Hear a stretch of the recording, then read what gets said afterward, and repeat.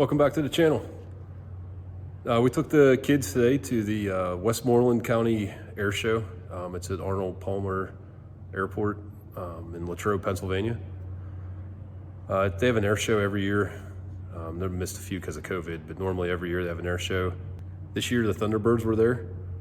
We park about maybe a mile away from the airport. There's a place that's pretty good normally to see the planes. So I got a bunch of random clips. I'm not sure how well they came out. We'll see. It's tough to get them to focus on the planes themselves, but hopefully they came out good. We're gonna put them all together here. See how it comes out.